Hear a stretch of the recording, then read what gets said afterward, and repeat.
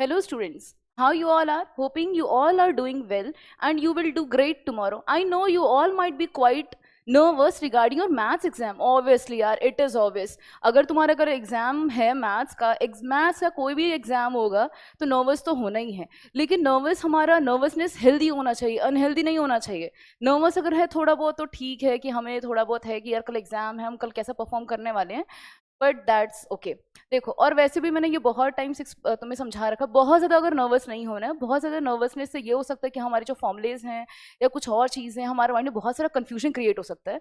तो healthy nervousness रखो कि हाँ ठीक है, कल एग्जाम है, इतना माइंडसेट होना चाहिए. देखो, so the first thing is there are no secrets to success. ये सभी को पता है कि सक्सेस के लिए ऑब्वियसली हमको बहुत ज़्यादा हार्डवर्क करना होता है, and it is a result of preparation and hard work. Preparation, सब लोग बहुत अच्छे से प्रिपरेशन कर रहे हैं, मुझे पता है. And you all are doing hard work. बहुत लोगों ने हार्ड वर्क किए हैं, बहुत क्वेश्चंस प्रैक्टिस किए हैं, सैम्पल पेपर्स प्रैक्टिस किए हैं. And the next thing is you have to learn from your failure. It means अगर आप लोग सैम्पल पेपर सॉल्व कर रहे हो, प्रैक्टिस पेपर सॉल्व कर रहे हो, तो उन क्वेश्चंस को ऐसे नहीं करना है कि हमने एक बार सैम्पल पेपर में सारे क्वेश्चंस कर लिए, दैट्स इट. ऐसा कुछ नहीं करना है. सैम्पल पेपर्स में जितने भी क्वेश्चन है, सारे क्वेश्चंस को सॉल्व करो. उसके बाद उनके सोल्यूशन से मैच करो, टैली करो कि answers, whether the answers are correct और नॉट. अगर आंसर्स करेक्ट है देन वेल एंड गुड. अगर आंसर्स इनकरेक्ट होते हैं, उस केस में जा करके वापस वो कॉन्सेप्ट को रिवाइज करो, देखो कहाँ पे मिस्टेक हो रही है, उन्हें एनालाइज करो. You have to learn from your mistake. You don't have to repeat in the board exams. तो अभी टाइम है, हम अपनी मिस्टेक्स से हम कुछ चीज़ें लर्न कर सकते हैं. Yes. Now the next thing is, before writing your maths paper, you need to know, you need to remember some of the instructions that I have given a number of times in the class. So the first one is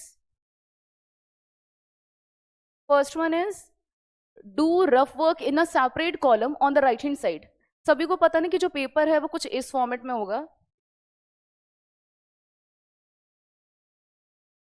जो paper होगा वो कुछ इस format में होगा. ये सुनो, इस फॉर्मेट में यहाँ पे कॉलम होगा जहाँ पे क्या रिटर्न होता है, डोंट राइट ओवर हेयर. क्योंकि ये वाला जो कॉलम होता है बेसिकली वो होता है एग्जामिनर के लिए, जो हमारी कॉपी को चेक कर रहा है, वो यहाँ पे मैं मार्क्स देगा जितना भी हम मार्क्स को स्कोर कर रहे हैं. तो ये वाला पार्ट में वो बेसिकली मार्क्स लिखेगा. यहाँ पे कुछ भी हमें नहीं लिखना है. यहाँ पे हमें एक सेपरेट कॉलम लेना है. इस सेपरेट कॉलम में हम करेंगे अपना रफ वर्क. सारा जो काम करना है वो इसमें करना है, रफ वर्क. हमारा जो भी क्वेश्चन वो यहाँ पे करेंगे. ठीक है. Next one is, and don't write anything on the top of the page. ये पेज है, पेज के यहाँ टॉप पे ये लेफ्ट मार्जिन हमारा यहाँ पे होगा. इस लेफ्ट मार्जिन में डोंट राइट ओवर हेयर, यहाँ पे कुछ भी नहीं लिखना है. ना हमें टॉप पे लिखना है, ना लेफ्ट मार्जिन पे लिखना है, और ना ही यहाँ पे इस वाले सेक्शन में लिखना है. Yes. Now the next thing is read questions carefully. It is one of the important instruction that you have to read the questions carefully.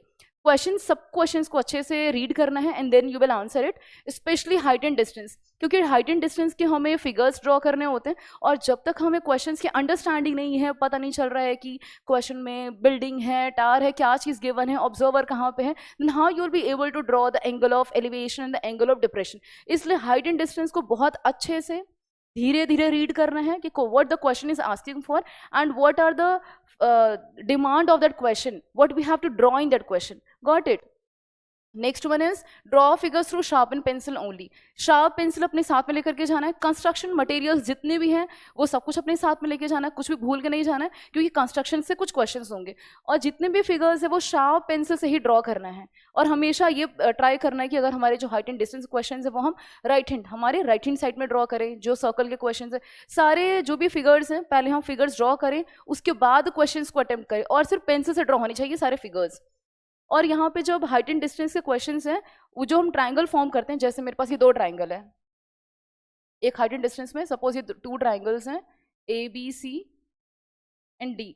वहाँ पे ये भी मेंशन करना है what does this A B represent. Let this A B is representing the height of a tower, this is representing the distance. वहाँ ये सब चीज़ें मेंशन कर देना कि ए बी सी सी डी क्या चीज़ मेंशन कर रहा है, मतलब क्या रिप्रेजेंट कर रहा है, और क्या चीज़ को हमने लेट किया हुआ है, और ये कौन कौन से एंगल्स हैं. अगर इन केस क्वेश्चन में गिवन है angle of depression, suppose angle of depression is 30 degree, तो यहाँ हम ये शो करेंगे कि that this angle is 30, so this angle is also 30 by alternate interior angle. तो ये सब चीज़ें ध्यान रखना कभी भी अगर हाइट एंड डिस्टेंस के क्वेश्चंस अगर सॉल्व कर रहे हो तो. और यहाँ पे दोनों ट्राइंगल्स के नेम लिखना. इन ट्राइंगल ए बी सी ये एक पार्ट में, इसको पूरा 10 सॉल्व करना. And then in triangle A B D, ऐसे करके पूरे क्वेश्चंस को सॉल्व करना है. Got it. Next one is don't overwrite. कोई भी क्वेश्चन में अगर पता लग रहा है जैसे कि हमने लिख दिया वहां पे 36 है, इसके प्लेस पे अगर मुझे लिखना है, सपोज मुझे लिखना है 39 लिखना है, तो इसको मैं ऐसा से नहीं करने लग जाएंगे हम। अगर 36 रिटर्न है उसको एक सिंगल लाइन से कट करो वैसे, या पूरे लाइन को कट करो जस्ट लाइक दिस, और उसके नीचे से एक लाइन लीव करके फिर यहाँ से लिखो मुझे क्या चाहिए। सपोज कोई तुमने क्वेश्चन सॉल्व किया और पूरा क्वेश्चन है स्टार्टिंग से एंड तक दिख रहा है वो इनकरेक्ट है, कुछ भी यहाँ पे रिटर्न है, तो इसे हम एक सिंगल वर्टिकल लाइन से कट करके शो कर देंगे, जिससे कि हमारा वर्क नीट एंड क्लीन दिखना चाहिए। हमारी प्रिपरेशन अच्छी है, that is well and good, लेकिन प्रेजेंटेशन भी हमारे आंसर के साथ में बिल्कुल करेक्ट होना चाहिए, क्योंकि हमारी प्रेजेंटेशन से ही तो सामने वाले को पता लगेगा ना कि हम क्या लिखना चाह रहे हैं। जितने भी सर्कल्स वाले क्वेश्चन हो गए वहाँ पे थ्योरम भी मेंशन करना मस्ट है, कि यहाँ पे इस क्वेश्चन में हम ये यूज कर रहे हैं, ये वाली थ्योरम है, थ्योरम्स नहीं भूलना है, ठीक है। Next thing is attach the graph paper with in the sheet.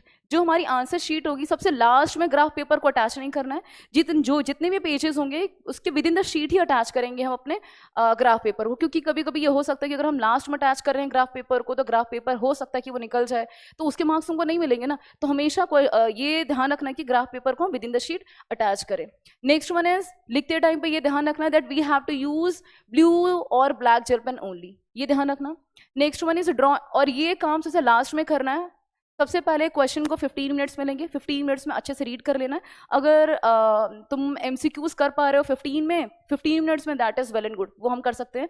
उसके अलावा फिर अगर ये हो रहा है कि अगर हम ये क्वेश्चंस नहीं कर पा रहे तो कोई बात नहीं, रहने दो, आगे के जो सॉल्विंग वाले क्वेश्चन है वो वाले क्वेश्चन सॉल्व करो लास्ट में। और एग्जाम जो है वो 3 आवर्स का है, तो हमें खुद से ट्राई करना है कि 2 आवर 30 मिनट्स में पूरा का पूरा पेपर को सॉल्व कर लें। 30 मिनट्स अपने पास रखना है रिवाइज करने के लिए। पूरा पेपर रिवाइज करने के बाद जो हमें टाइम मिलेगा उस टाइम में हमें ड्रॉ करना है, हर एक क्वेश्चन के बाद you have to draw an ending line so that you can separate the 2 questions, that this question is different from this question. तो इन सब चीज़ों के लिए हम एक लाइन ड्रॉ कर देंगे and use black pen for drawing this ending line. And the next thing is enclose the answers within the box. Suppose मैंने क्वेश्चन सॉल्व किया और क्वेश्चन के अंदर सपोज मेरी x की जो वैल्यू आ रही है वो आ रहा है मेरे पास, x की जो वैल्यू है that is 3। Eight the and I will enclose it in a box. हमारे मेंसुरेशन के क्वेश्चंस हैं या सर्कल्स में अगर मुझे कोई वैल्यूज फाइंड करनी है then I will enclose answer in a box, ये ध्यान रखना। इससे ये एक प्लस पॉइंट होता है कि अगर हमने पूरा क्वेश्चन सॉल्व किया हुआ है लास्ट में अगर हम आंसर को एनक्लोज कर देते हैं बॉक्स में, तो जो एग्जामिनर होता है उसको दिख रहा होता है कि हाँ यार इसने आंसर करेक्ट निकाला है, तो वो नॉर्मली आंसर्स को हमारा चेक कर लेता है, ठीक है। तो ये सब चीज़ें ध्यान रखना। और नेक्स्ट में जैसे लीनियर इनइक्वेशन से क्वेश्चंस होते हैं उसके अंदर हमारी x की 2 वैल्यूज आती हैं। यस, लीनियर इनइक्वेशंस में ये ध्यान रखना,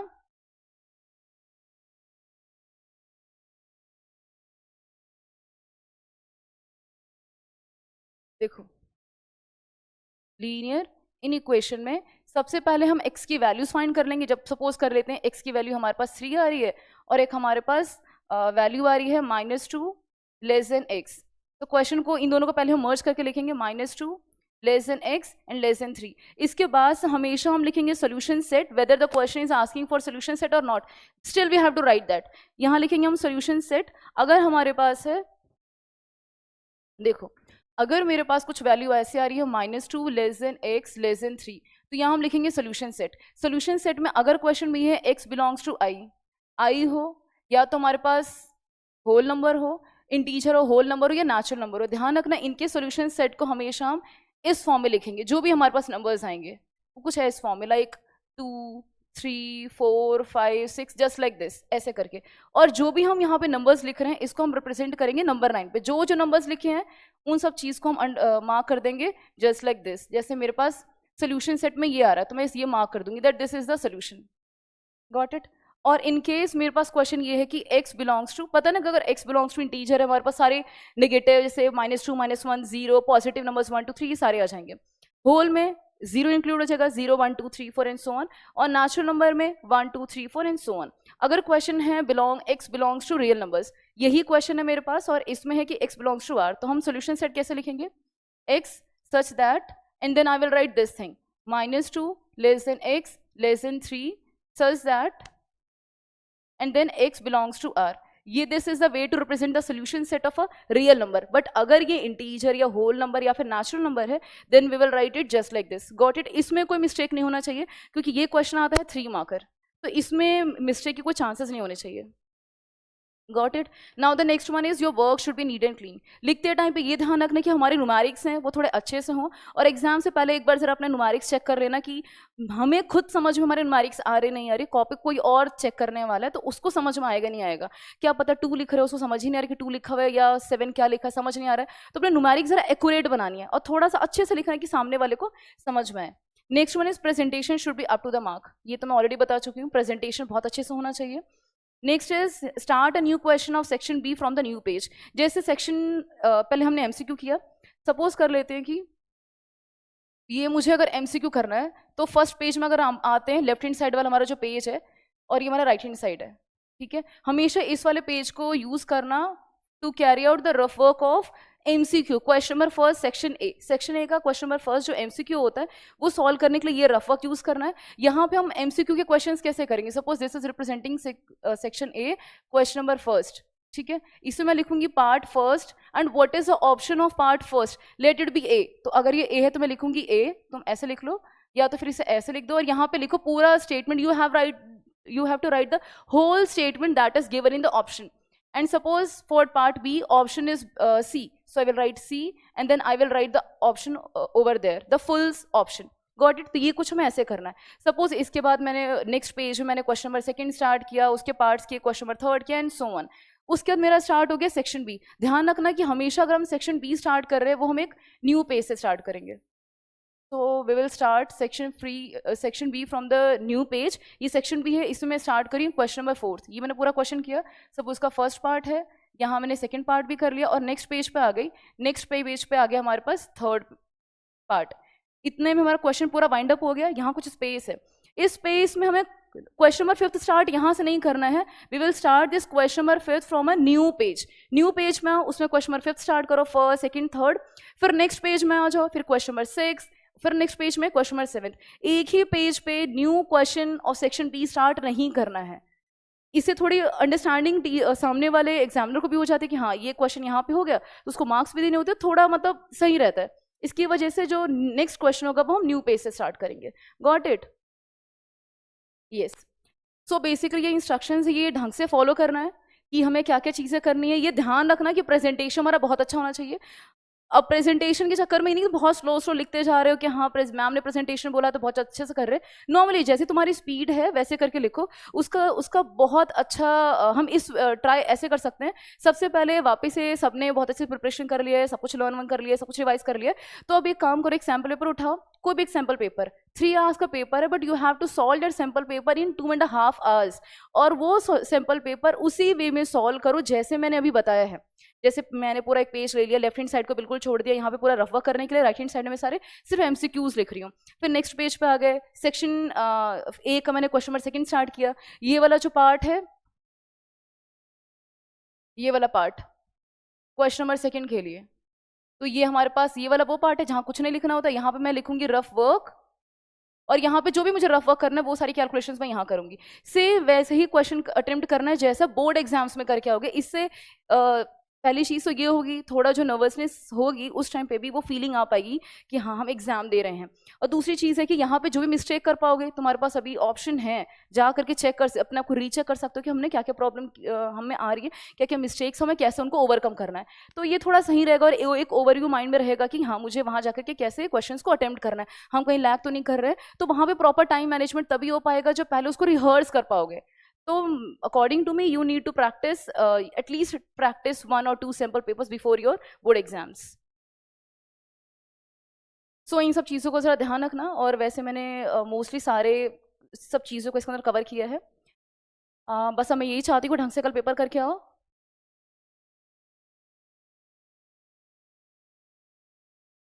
Yes, at the end I would like to say good luck for your board exams, and this is by everyone, your parents, your teachers, your dear ones, सभी की side से तुम्हारे को good luck, good best wishes. Paper को अच्छे से करना, वहाँ पे टाइम मत वेस्ट करना. कोई क्वेश्चन नहीं आ रहा है तो उसके लिए थोड़ा सा स्पेस लीव कर देना, नेक्स्ट पेज से स्टार्ट करना. बहुत ओवर राइटिंग, ओवर कटिंग वहाँ पे मत करना कि सामने वाला जो एग्जामिनर कॉपी चेक करे तो वो इरिटेट हो जाए. ये सब काम नहीं करना है. उस क्वेश्चन नहीं आ रहा है वहाँ पे स्पेस लीव कर दो, नेक्स्ट क्वेश्चन में नेक्स्ट पेज पे आ जाओ, वो क्वेश्चंस करो। और अगर लग रहा है खुद को कि एमसीक्यूज में सपोज हमारा बहुत टाइम वेस्ट हो रहा है, तो उसके लिए थोड़ा सा बाद में क्वेश्चंस कर रहे हैं ना, पहले वो क्वेश्चंस करो जिसमें सॉल्व करना है। वन मोर थिंग, कोई भी क्वेश्चन को अनअटेम्प्टेड लीव नहीं करके आना है, क्योंकि ऐसा कोई क्वेश्चन नहीं होता जिसमें एग्जामिनर तुम्हें 0 मार्क्स दे देगा। तो इन केस कोई क्वेश्चन अगर नहीं आ रहा है तो उस क्वेश्चन में उसके रिगार्डिंग जो भी फॉर्मूले आते हैं वो फॉर्मूले लिखने हैं। सर्कल्स वाले जो क्वेश्चन होते हैं जैसे कि that you have to find this thing, then there you have to write given, what is given in the question, what you have to find, and now you will draw the figure for that, and then you will write, you will start solving the question that we are solving just like this. Theorem सारी लिखनी है circles के अंदर जो भी वहाँ पे use हो रही है। ट्राइंगल्स के क्वेश्चन में अगर प्रूफ है that you have to prove this thing, then there you will write given, to proof, and then you have to solve it. तो ये सब चीज़ें ध्यान रखना है। ट्रिग्नोमेट्री की जो क्वेश्चंस हैं होते हैं उसको तुम कैसे सॉल्व करोगे, पहले लिखोगे यहाँ पे LHS equals to, and you will solve whatever you have to.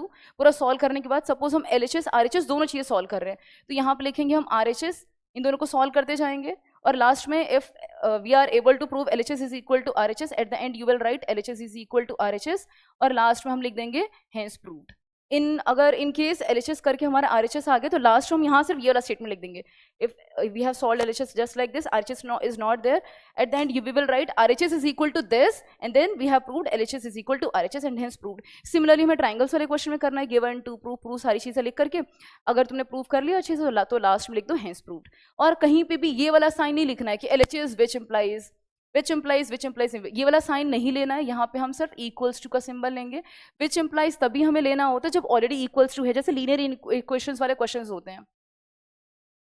x² जैसे कि हमारे पास x² + 2x + 3 है इक्वल्स टू 0, यहाँ इक्वल टू 0 है ना, यहाँ पे मैं अगर x की वैल्यू फाइंड करूंगी, जो भी यहाँ x की वैल्यू आ रही है सॉल्व करते करते, तो यहाँ मैं लिखूंगी विच इम्प्लाइज। यहाँ विच इम्प्लाइज वहीं लेना होता है जहाँ पे इक्वल्स टू है।